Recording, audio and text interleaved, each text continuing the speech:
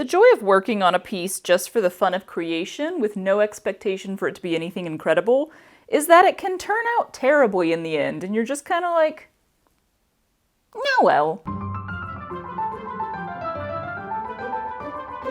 About a year ago, or a year and 4 months ago by the time you see this, having finished my rather intense sashiko project, I pulled a piece of fabric out of my pile that I'm pretty sure I dug out of a bin at Goodwill and got for $1, dumped all of my leftover embroidery floss into a bowl, and started stitching freehand with no plan or pattern or guidance. A year later, here's what we got.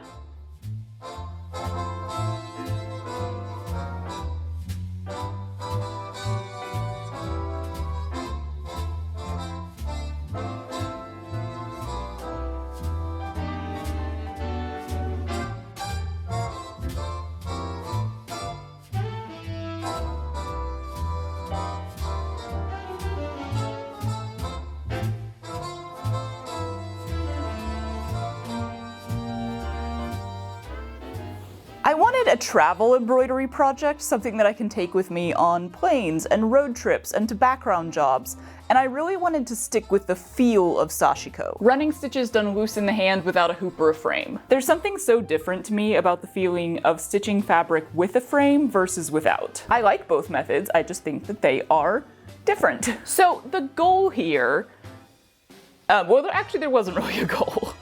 It was just something to do with my hands, like a way to be creative and keep my hands busy. Woo. But you could say that the goal was to use up all of the embroidery floss that I had on these little cards. I don't really like these for some reason. A lot of embroiderers use them. Some people even immediately transfer over new skeins of floss onto these as soon as they get them. I'm just not personally a fan. So I really only move floss onto these cards when the skein is getting so floppy that it's not wanting to stay within its little chokers anymore. But having now embroidered for like 7+ years, I had a lot of them. But I rarely use them because pretty much all of my embroidery pieces now are so large and so specific in color that I just start with new skeins of floss. And all of that to say, I thought it would be nice to use all of them up. And as you can see, we are almost there, but not quite. Mostly boring colors left. But it's getting a lot more complicated to add thread to this piece of fabric now. I can be stitching for like an hour and only go through 1 card of floss. Granted, that is because I'm always multitasking when I work on this piece. I stitch on it during meetings and during second channel videos. You've probably seen the progress of it over there. It's taking longer because I did set up like 2 rules for how I'm stitching it. Was it 2? No stitches crossing over each other. They have to go through a gap or under a line, so there's no thread crossing over itself on the front of the piece. I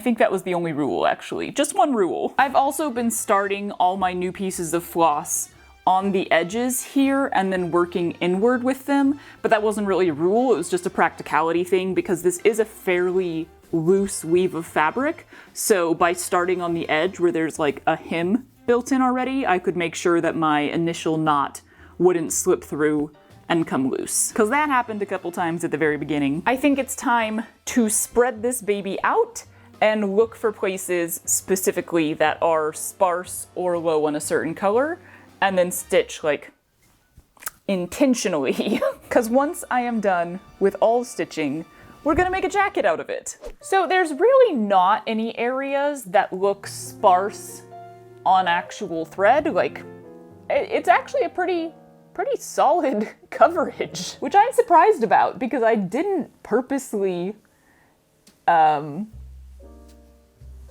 aim when I was stitching it all. That's a weird way to put it, but I didn't aim. Oh my goodness, look at that fluffy butt. So I do think I'm gonna try to use up these 5 bright colors that were left. Actually, I'm kind of thinking maybe I shouldn't use these 2 oranges, because if I glance at this piece overall, there's a lot of orange, which I don't really understand. Why did I use so much orange floss in the past? I don't know, let's do some stitching. Does it matter what we call our craft? Like, what am I actually doing right now? If you saw me doing this, what would you label the specific thing that I am doing? Knitting, probably.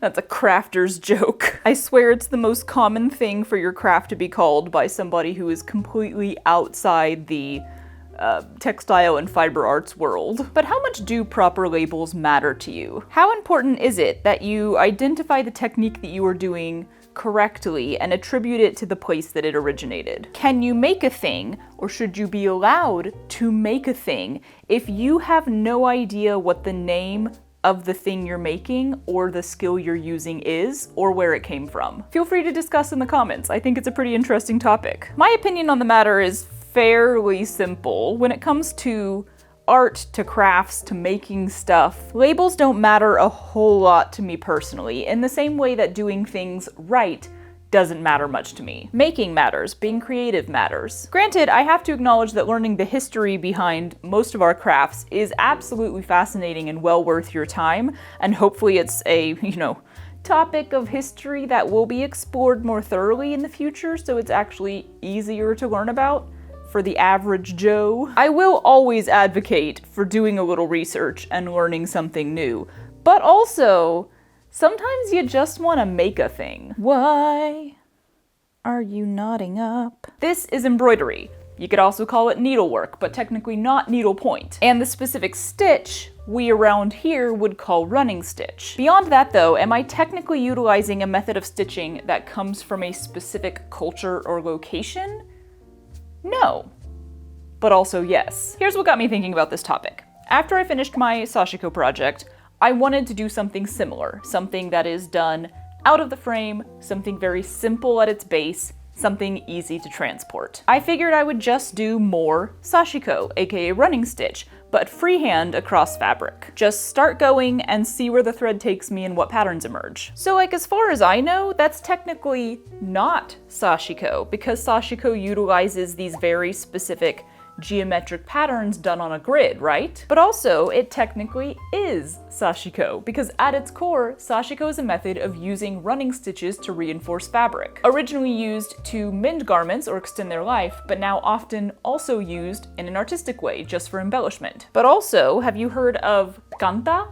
Which I'm hopefully pronouncing correctly. Kanta is an embroidery form that originated in Bengali, and at its core, it is a method of using running stitches to reinforce fabric, originally used to mend or extend the life of a garment, but now often also used in an artistic way just for embellishment. If you're more familiar with the arts and crafts of the Western world, you may look at what I'm doing here and say, well, that's just quilting. Hand-sewn quilting, typically consisting of running stitches done in a pattern through several layers of fabric. And while we're talking running stitches done in a pattern, what about darning? Particularly pattern darning, which is exactly that. Running stitches done in a pattern, usually to reinforce several layers of fabric. And oh my goodness, so many different countries and cultures have their own specific method of darning that goes way, way back. Like Icelandic skakaglit, or Japanese kojin, or Iranian rafugari.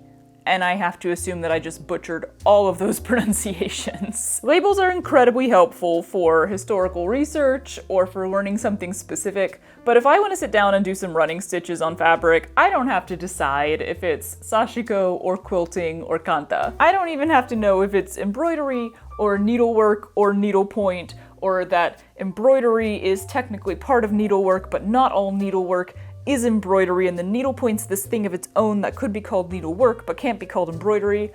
Meh. It's okay to just do a thing without knowing everything about it or even knowing what it's called. You could even make up your own name for it. That's what all of these cultures did at some point when they all independently came up with similar and yet very slightly different methods of patterned running stitch embroidery. So yeah, it can be annoying when somebody calls your embroidery knitting, but also why would they know? The cross-stitch versus embroidery thing drives a lot of stitchers nuts, but also outside of an educational environment, does it really matter that much? I don't know, maybe it does to you. Again, feel free to discuss. Politely though, don't yell at anyone for not agreeing with you. I just find it incredible that so many cultures across the world, independently or possibly with influence from each other that we don't even know about, came up with incredibly similar styles of craft. There are specificities that can identify needlework or fiber arts from Bolivia, and then needlework from Japan and needlework from Norway,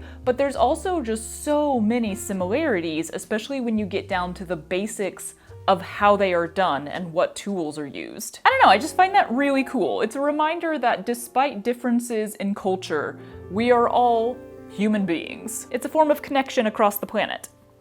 Oh my goodness, I've made a mess. Okay, that is enough stitching. Quite honestly, I got bored. Let's make a thing. As you can see, we have a large square of fabric covered in hand stitching that I would prefer to have done for a reason. So the goal here is to use as much of this as possible and make as few cuts as possible. Therefore, I want to make what I believe is called a bog coat or a bog jacket. Let me go check on that actually.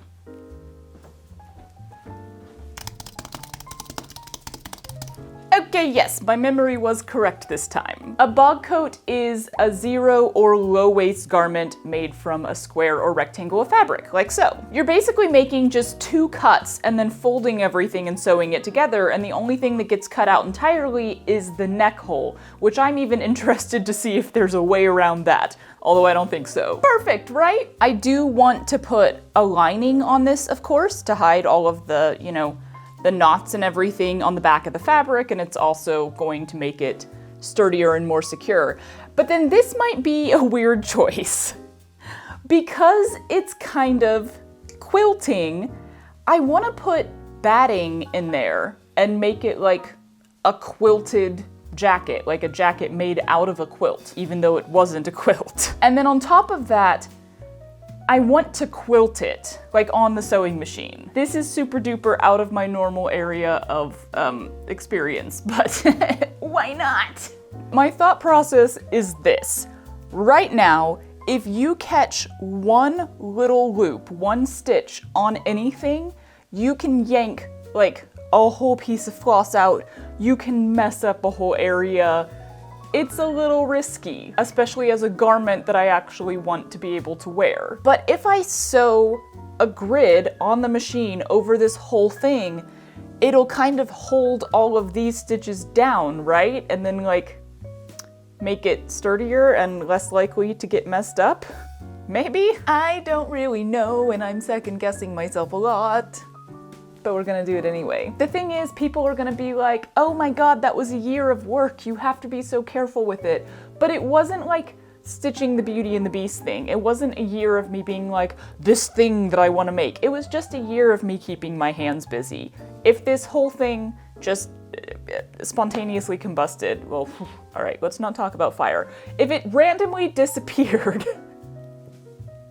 I don't think I'd be that broken up about it, you know? It was completely about the journey, not about the final product. I got a nice, giant roll of batting for super cheap at Remainders, yay. And then I was considering for the lining, doing like a patchworked piece of fabric, but I also have this gorgeous piece of pink, and I was kind of afraid that putting patchwork on the inside, not afraid is such a dumb word to use there. I was thinking putting patchwork on the inside would just kind of distract from the stitching on the outside. So I threw it up in a poll on Instagram, should I do the pink or the patchwork? And the pink did win.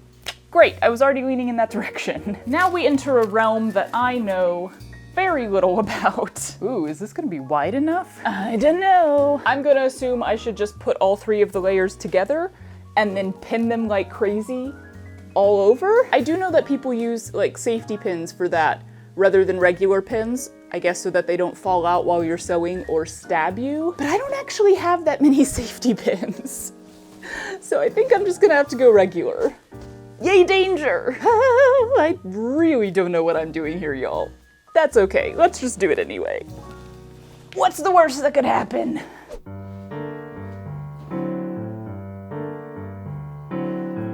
Dang it.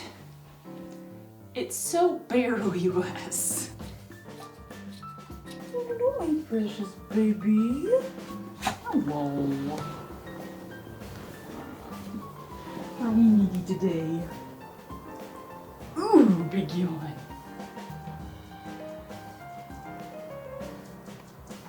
Hello. What you been doing? Yeah. You've been so helpful.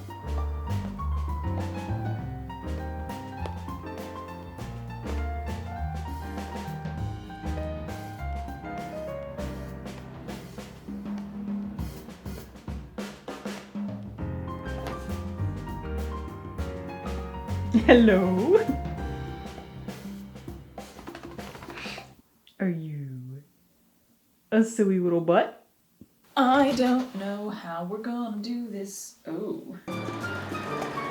I sewed just enough to make ripping it all out quite a laborious task, and then proceeded to rip it all out.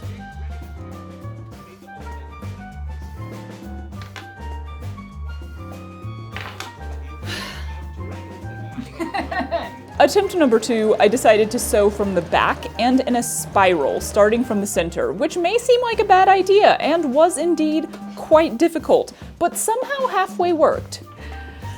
As in, I got about halfway done before it started creating too many folds and puckers and problems in the front for me to ignore.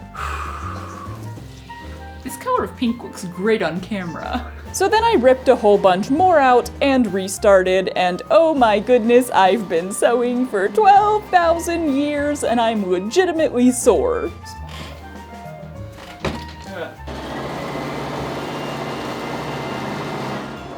Good morning. Is that so nice? We have some pleats and puckers and folds, and I have just accepted it. This is as good as it's gonna get. I mean, the original piece of fabric that I sewed on, this outer layer, was already very distorted when I got it. Like, I pulled it out of a Goodwill bin. I don't know how used it was, so I don't think I was ever gonna get it perfectly, like, flat and even.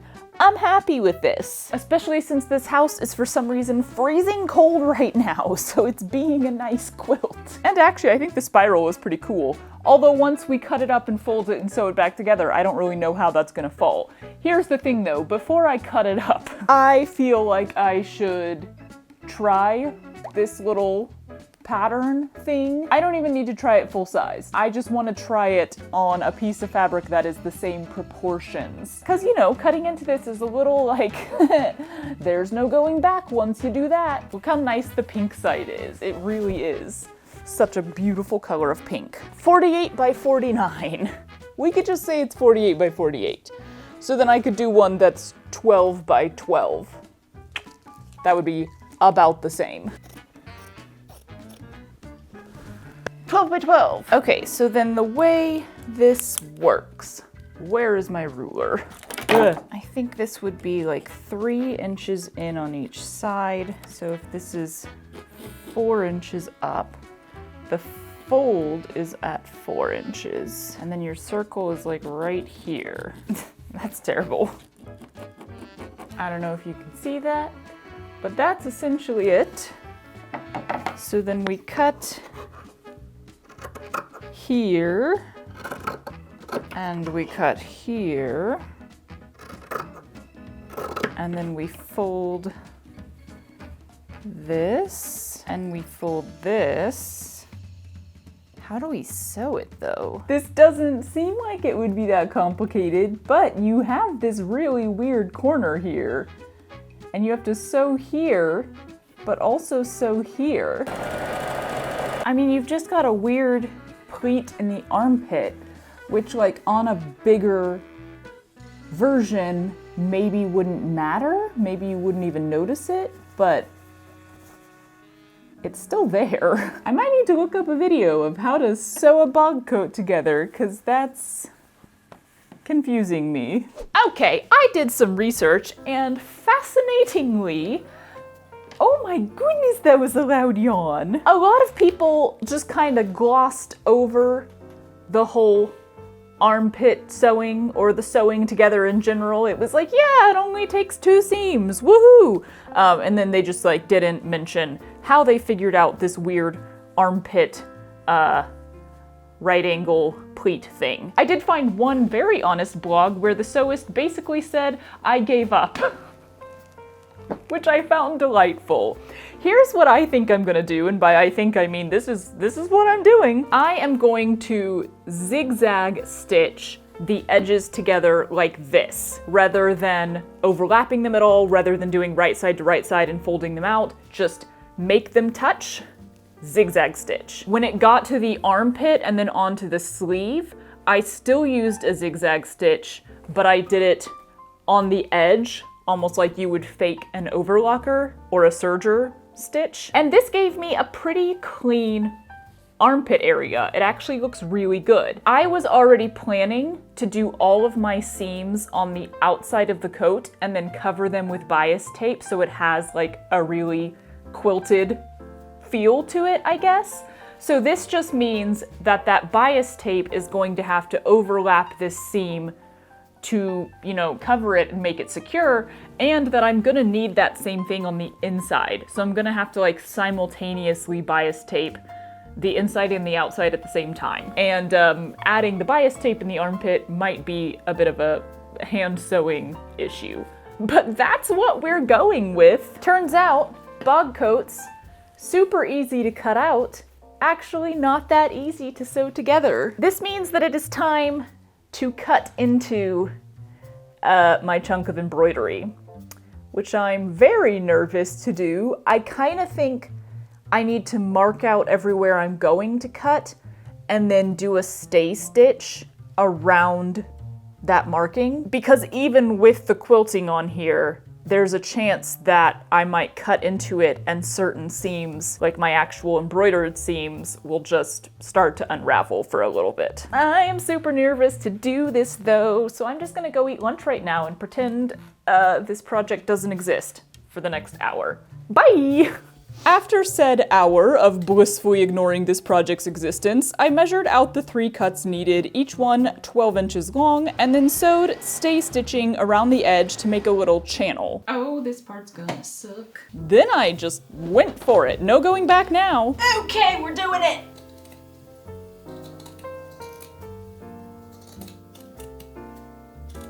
It's done, no going back! You know, one thing I never considered is if this will actually be big enough to fit me.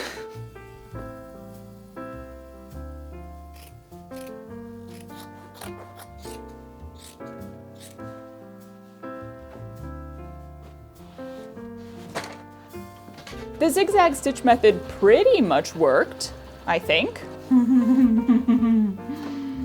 I guess. This is fine, everything is fine. Sure.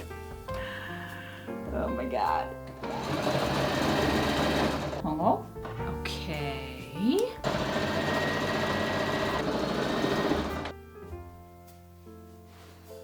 Sure.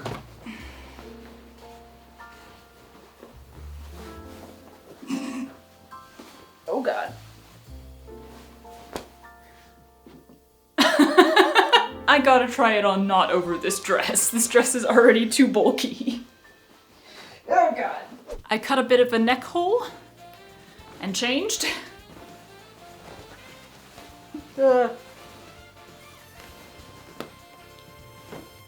This is what we got.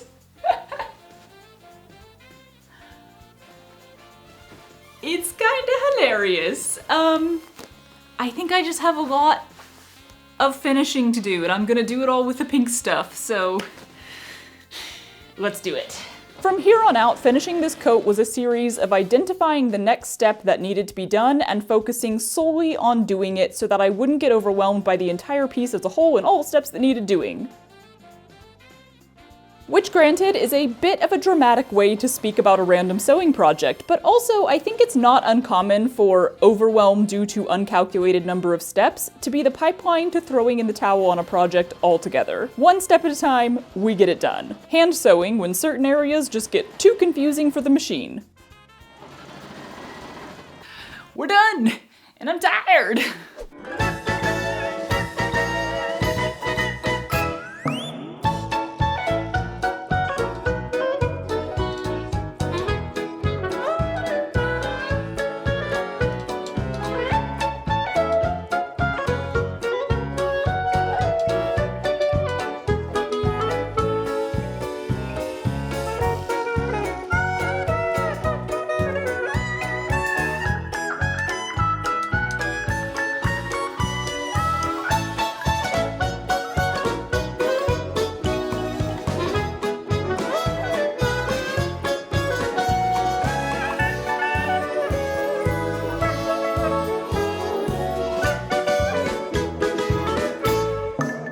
some true bell sleeves.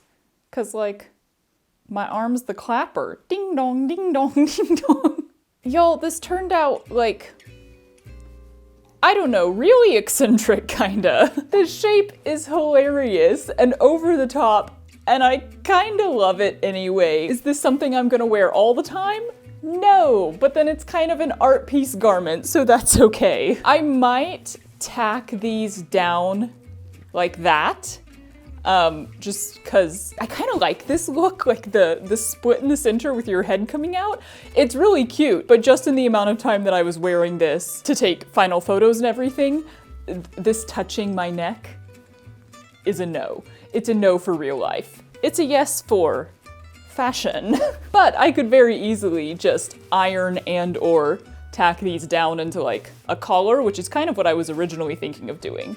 I just like this look, but not the feel. The spiral is off-centered in the back, and I kind of like that. I love imperfections and things. It just makes it all the more unique and, you know, handmade by me. I do think the pink was a great choice. It really offsets the kind of dull background color of this. That was the one thing once I started sewing this that I was like, ah dang, like the one sad part is that the beigey color of the fabric, I think kind of swallows up the color of the thread rather than having it stand out. Like honestly, if I had done it on a brighter white fabric or on a black fabric, I think the thread would have stood out more. But again, I didn't go into it with plans, so that's totally okay. I think the quilting over it turned out really well. The inside of the garment looks pretty cool. I literally like hand sewed triangle, not technically gussets because they're just covering it up, but I like made little triangles and hand sewed them over the armpits. If y'all have ever made a bog coat and figured out that armpit seam better than I did, do drop that info in the comments because I futzed around and it looks okay, but it was not like a technique or a method, it was futzing. I'm delighted to have finally finished this. I'm delighted to have turned it into something. It's been a good year of stitching. Now I need a new travel embroidery project. I kind of have some plans, or I did. It's been a little bit since I looked at them, so I'll have to look back and remember what my plans were. But this itself was a very, not necessarily labor intensive, because that makes you think it took a long time. It didn't take that long. It took me, what, 3-4 days to make this? It was a very physically intensive sewing project. Like, exhausting at times, made me sore, lots of like muscles put into sewing this for some reason. So I need my next sewing project to be like light and easy, literally physically light, like not weigh much. That'd be delightful, yeah? Yeah, I just need to sew something real simple now. The monster. There is wetness coming out of that. Wow. Oh, don't do that. Ow, ow, ow, ow. Ow. Ow. Ow. Ow. Ow. Ow. Ow. Ow. Ow. Right in the palm with that one.